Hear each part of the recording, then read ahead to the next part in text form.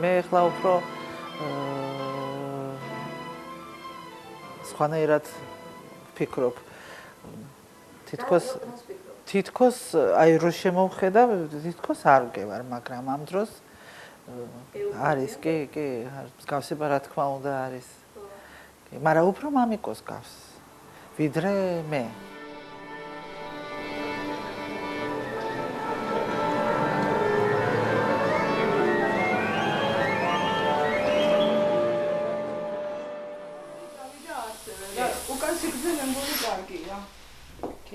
ეს დაბლარეგილი იქნება და გაშლის ამას. და პირიქით აი ეს ბორი შეგიძლიათ აქ დავამატოთ. აქ დავამატოთ ბორი, აი ეს ეფექტი. წარმოიდგინეთ, აი აქ უნდა მთავრდებოდეს დავუშვათ წელი და მთავრდება კაბის აქ.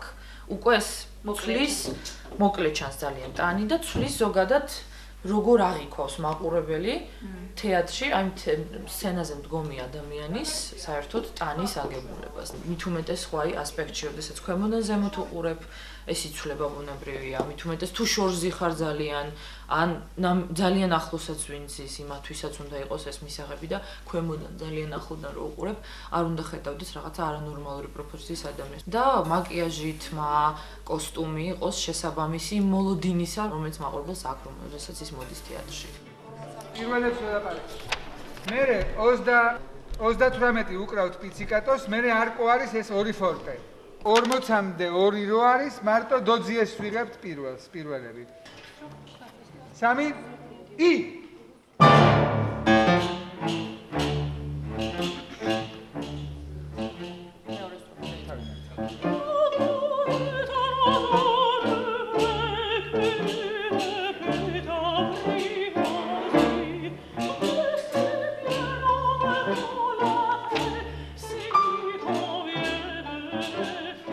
ძალიან უყვარდა როკიც, ბლუზი, soul-იც მოწონდა, იმიტომ რომ Whitney Houston-საც იქიდან ფაქტობრივად იქიდან დაიწყო ანიტამ, როცა მოვასმეინე პირველად 89-ში Whitney Houston-ი ვიშოვი ის ფირფიტა, მოვასმეინე და აინთო.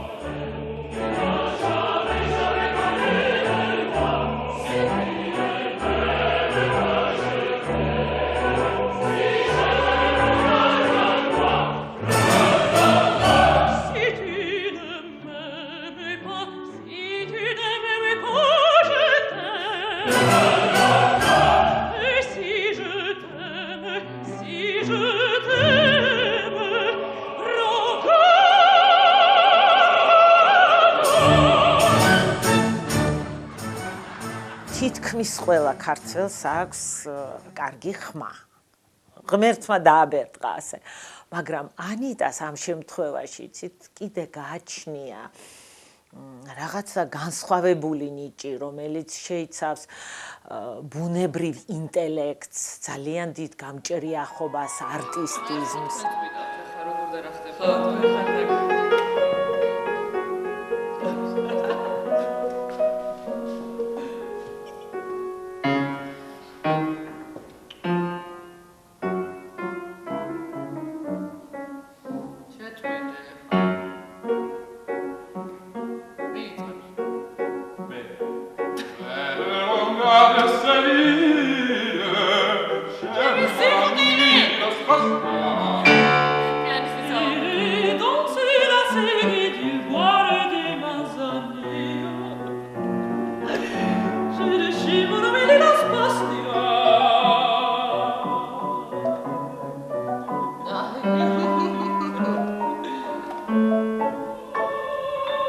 ნიუ-იორკში ერთმანეთი მისი კარმენის იქაური პრემიერის დროს და მე მივედი უბრალოდ როგორც ქართველის მოსასმენად ასე ვთქვათ და მაშინ დაიწყო ჩვენი მეგობრობა და არ გამომიტოვებია მას შემდეგ არც ერთი სპექტაკლი, იმიტომ რომ ნუ ჯერ ის ფაქტი რომ საერთოდ ქართველი დგას სცენაზე და საერთოდ მე როგორ დგას სცენაზე და ეს იყო ჩემთვის კულტურული შოკი, ასე ვთქვათ, cultural shock.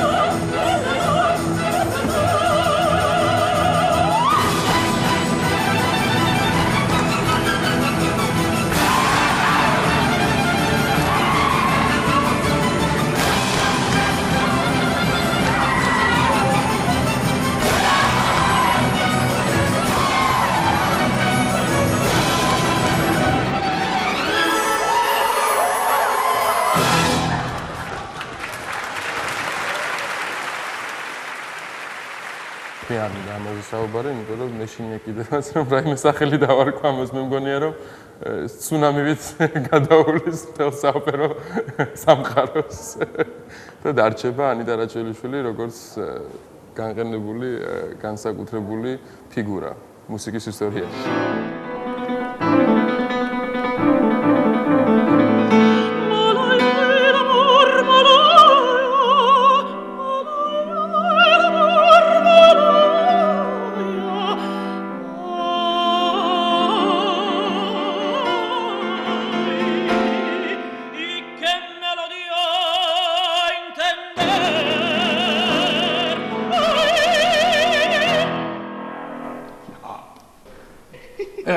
იცი და იმ დღეს მივფიქრე იქ რო ვიყავით. თუ რომ მითხარი ოღონდ არ გამიკეთებია. კაია თუ გააკეთებ.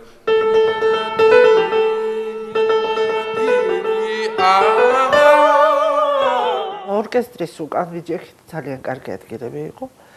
ანუ მთლიანად მთელი პანორამას სპექტაკლის იყო ჩვენ თვალწინ. რა თქმა უნდა, მთელი სპექტაკლის მანძილზე, აი ახლა რომ პირი ვარ, ასეთი როდი მაშინა.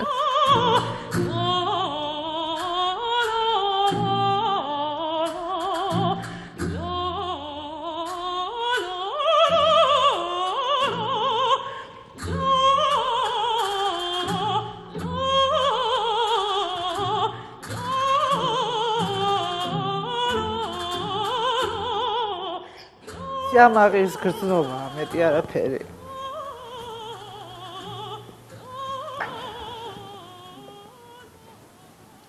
ვამაყობ იმით ზუსტად ვამაყობ, რომ ჩემი შვილი ესეთი ადამიანია.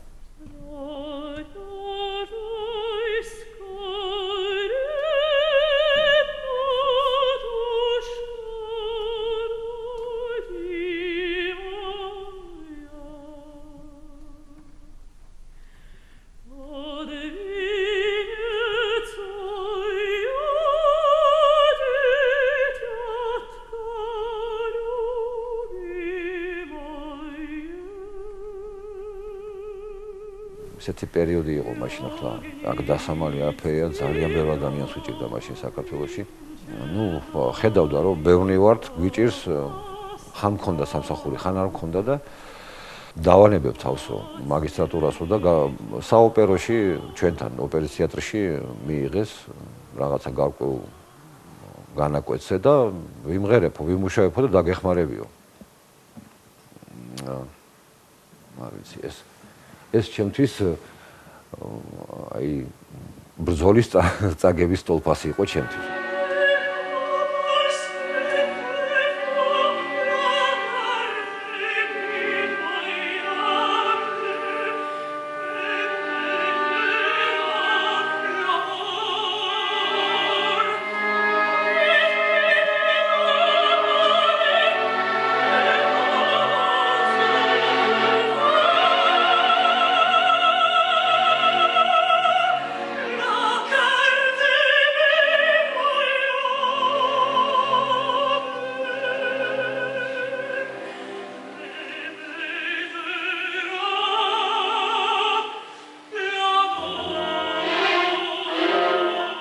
რისკიანი ადამიანი რო არ ვიყო, არც კარიერა მექნებოდა, არც წავიდოდი არასდროს საქართველოდან, ვიქნებოდი აქ დავრჩებოდი, ვიპოვიდი რაიმე სამუშაოს და რაღაცას მოუხერხებდი თავს, მაგრამ გავრისკეთ თან ძალიან მახსოვს, იმიტომ რომ ერთადერთი რაც გაგვეჩნდა, ის ჩავდეთ ბანკში და ისე წავედი მე იტალიაში, ბინა, ერთადერთი ადგილი, სადაც ჩემი ოჯახი ცხოვრობდა და რისკი იყო ის, რომ ჩემი ოჯახი მთლიანად, მთელი თავის შემადგენლობით დარჩენილი იყო ქუჩაში იმ დროს.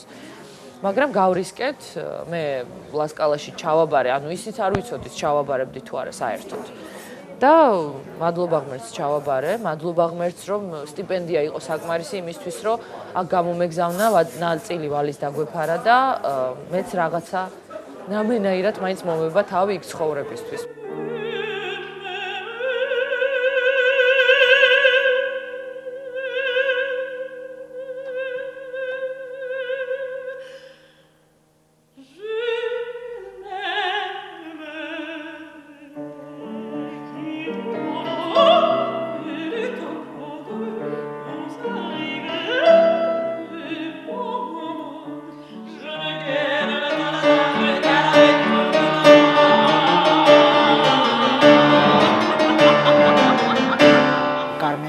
მყავს ანუ მეგობარი ორი გოგონა რომელიც მთელი სპექტაკლის მანძილზე ანუ ერთად არიან.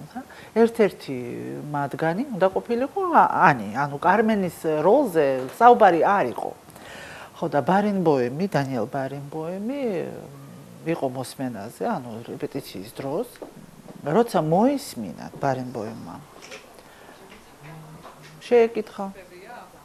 აბა კარმენიდან რა იციო? ანი მუთხრა ყველაფერი ვიცი, იმიტომ რომ აქ კონსერვატორიაში რო სწავლობდა, მანანა ეგაძე იყო მაგისი პედაგოგი, აღარ არის ამ ქვეყნად. კარმენზე მუშაობდნენ სულ. ხო და ყველა პარტია იცოდა. ხო და ვიციო ყველაფერიო. აბა შემესრულეო და რო დაიწყო სიმღერა, მერე უთხრა ბარენბოემმა, აბა წადიო დარბაზის სულ ბოლოსო, სცენის ბოლოსო. იქიდან იმღერეო. წავიდა უკან გადავიდა მთლიანად. ხმა იმდენად ჟღერდა იქ ბოლოშიც, რომ მაგან თქვა, რომ კარმენის როლს იმღერებს შენ.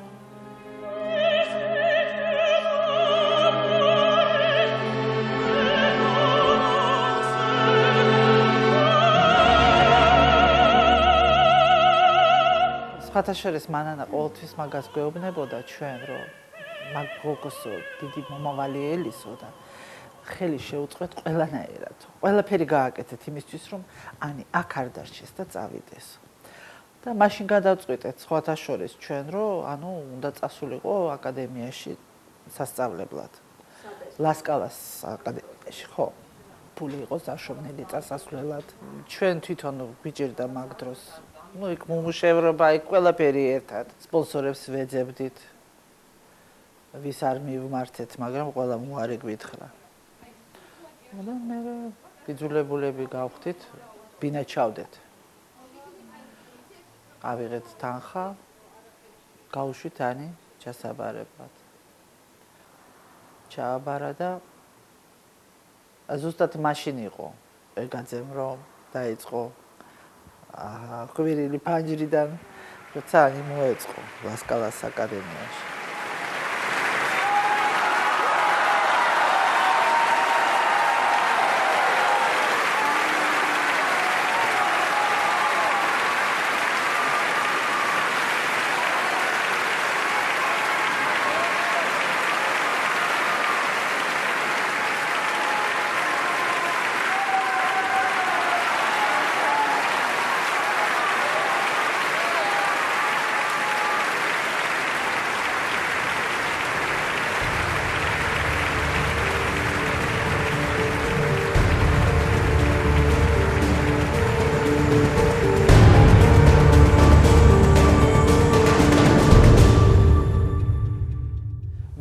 მუსიკალური ოჯახიდან ვიყავი და ჩემი მეუღლეც. უდიდესი პოტენციალი მქონდა და არანაირი ხელი შეწყობა და აი აგერ ვარ მე. და დაკავებული ვარ არ ვიცი 35 წელია მშენებლობით. გიტარისტი იყო ჩემი მეუღლე ახალგაზრდობაში. ეს უკვე მერე და მერე გაჭირდა ცხოვრება და სულ სხვა საქმიანობას მოკიდა ხელი, თორე სისხლში მუსიკალურობა მაინც არის. სწავლა ფუფუნება ნებისმიერი სწავლა ეს მუსიკა იქნება თუ ფიზიკა იქნება ფუფუნება მე რაც ვერ გავაკეთე ჩემ ცხოვრებაში აი ამით ვამაყობ რომ ჩემმა შვილმა გააკეთა ყველაფერი ეს არის იმის კომპენსაცია კი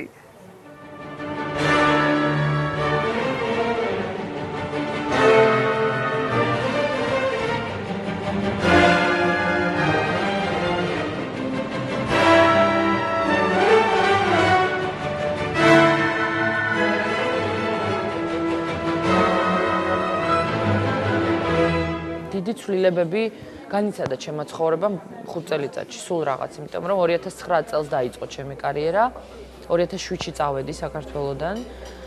შეიცვალა ყველანაირად ჩემი ცხოვრება, იქ პირადი ცხოვრება სხვანაირად ავაგე და მყავდა ადამიანი, ვისთან ცხოვრობდი და ფაქტიურად გავყევი ცოლად და 5 წელიწადი ერთად ცხოვრობდით იტალიაში.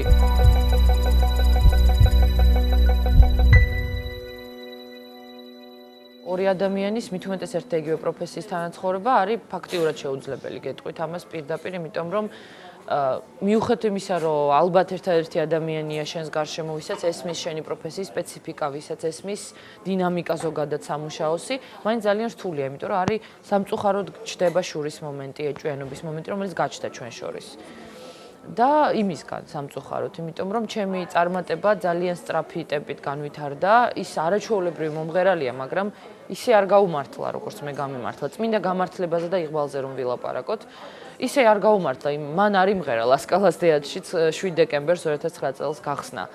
მე ვიმღერე და ამით მე უკვე მახსოვს მეორე აქტის ბოლოს 6 ახალი კონტრაქტი მქონდა, ჯერ სპექტაკლი არ იყო დამთავრებული. Giovane neodiplomata dell'Accademia di Perfezionamento della Scala ad interpretare Carmen alla Prima del Teatro. Il 7 dicembre abbiamo seguito il saggio finale degli allievi. Pagine di Mozart, Rossini, Verdi, Leoncavallo, 8 voci che hanno raggiunto livelli di eccellenza. Riflettori puntati su Anita Rakvelishvili, 25 anni, mezzosoprano georgiano, da 2 in Italia. Si è presentata con l'Italiano in Algeri di Rossini e con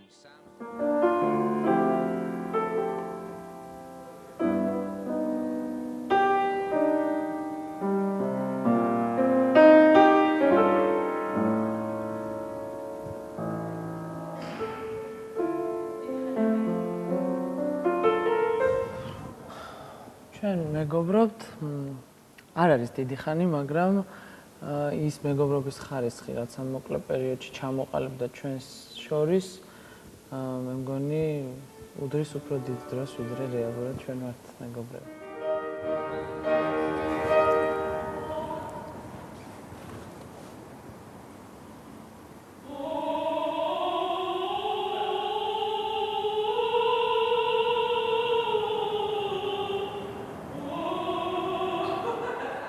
გარდა იმისა, რომ ფენომენალური მონაცემი აქვს, ფენომენალური ფიზიკა აქვს, უკვე მისი, აი გეგონებათ, რომ მისი თლიანი აღნაგობა, ორგანიზმი არის ჩამოყალიბებული და მას არასოდეს არ უშრომია ამისთვის. აი ესეთი შეგრძნება გებადება თითქოს, რომ ღერის არც ერთ ენერგიას, არც ერთ ძარღვს ზედმეტად არ ძაბავს და ზედმეტად არ იხარჯება. იმდენად მარტივად და რაცა თავისუფლად ლავირებს თავის ხმას. საოცრება, მე ვიტყოდი, რომ ის მოვლენა.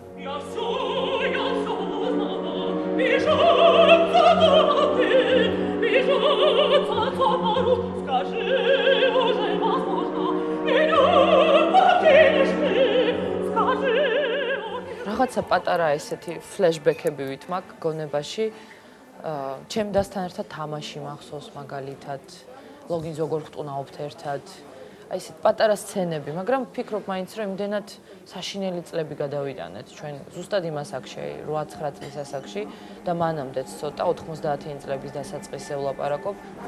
ეზოში თამაშის დროს ჩემმა მეზობელმა ბავშვმა იპოვა სანაგვე ურნაში უყოვიათ აი ეს ბაზუკები, რომელიც ისვრის აი ესეთი გრძელი ტრუბასავით სასროლი საშუალებაა, ალბათ ბაზუკა ქვია, არ ვიცი. და ამ ბავშვმა, რომელთანაც თამაშობდით და ძალიან კარგად ვიცნობდი, ამ ბავშვს მიტრიალებული სახეში გაისროლა ეს საშუალება და თავი წაეცალა ფაქტიურად სულთლიანად ბავშვს და ეს რაღაცა აფეთქდა, გაფრინდა მახსოვს და აფეთქდა მერე უკვე კორპუსის და მე ეს ყველაფერი დავინახე როგორც ძალიან ბევრმა ბავშვმა.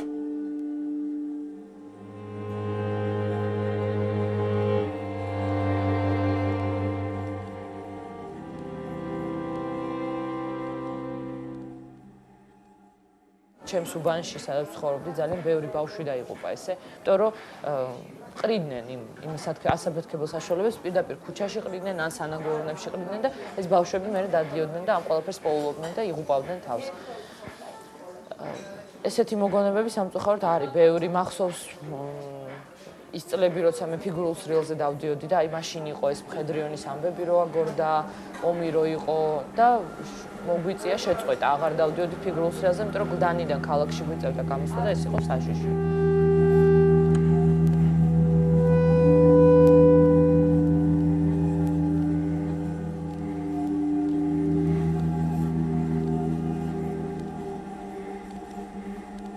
ძალიან ბევრი ასეთი წარემოგონება იმის მე და ჩემი და როგორც გავართ და ვჭამთ უკვე სტუდენტობის წლებში ხახვს. სახში, იმიტომ რომ სხვა საჭმელი არ არის. აი ინსტიტუტში რომ მივდიოდი, აი ამ ხახვის უნდათ აყროლებული შერცხმენილი ახალგაზრდა 17-18 წლის გოგო, რომ აი მე მივდივარ აი ამ, მაგრამ ნუ აი მეტი სხვა საჭმელი არ იყო მახსოვს და მახსოვს როგორ დავდიოდი ზაფხულის სანდლებში ზამთარში და ძალიან ბევრი წინდა მეცვა.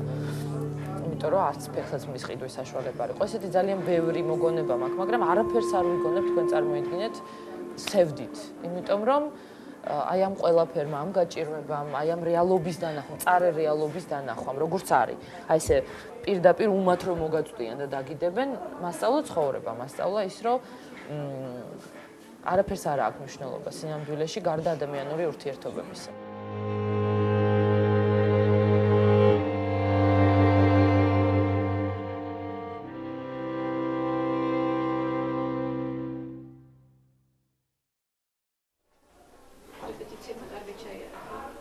მაგრამ იმდენად დამღლელი იყო, რამის გავგიშდი. ელე ვაშენთან. ილიკოვა. მოდი ილიკო, მოდი. რაზაყორელი ხარ? დიდი მადლობა. არა, რა მადლობა, არ გავხსენე პავლენებით. მე მოვასწარი, რომ მე დიდი მადლობა, მადლობა. ხო. და რა მინდა ეს თქვენ მიგებთ? ჩვენ ვიღებთ შინაურულად.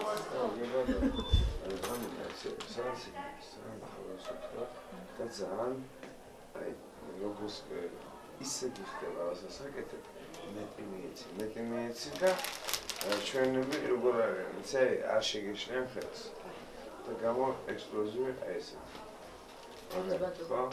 ძალიან დიდი მადლობა ისე მოვაჭა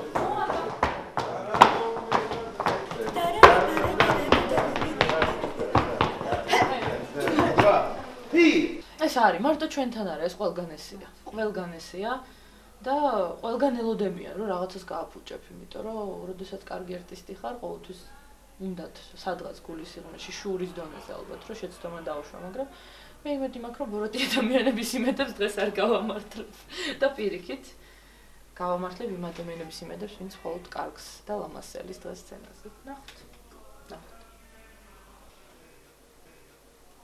ვერ ნერვიულობ. მოგდავადე ვარდები მოგართვა. აი მე რა მაგარია. კონცერტამდე მიდირია ყვავილი. კი, ილიკო მომიტანა ამ წუთას. აჰა. ანიტა წარმატება. ძალიან გიგრეკე. წარმატება. მადლობა.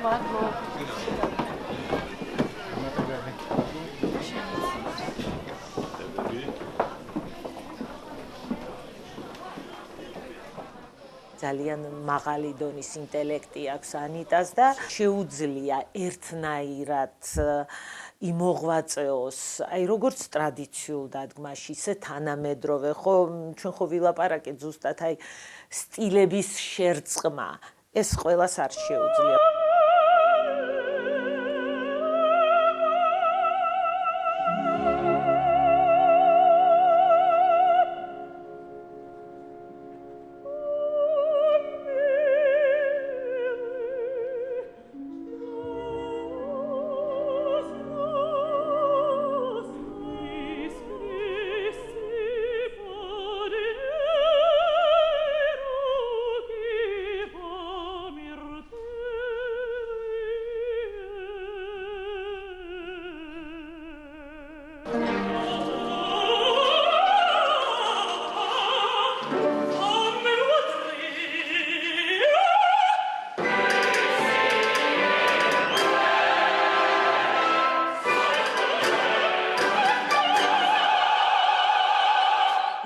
ისეთივე ნიჭიერია ჯაზში. ზოგჯერ ვფიქრობ, რომ მე მგონი იმ სფერომ ძალიან დიდი დანაკარგი განიცადა, რომ ანიტა ასე აქტიურად არ მოღვაწეობს აი ამ სფეროში, იმიტომ რომ ეს კიდე სხვა სირთულეს შეიცავს, იცით, ჯაზი.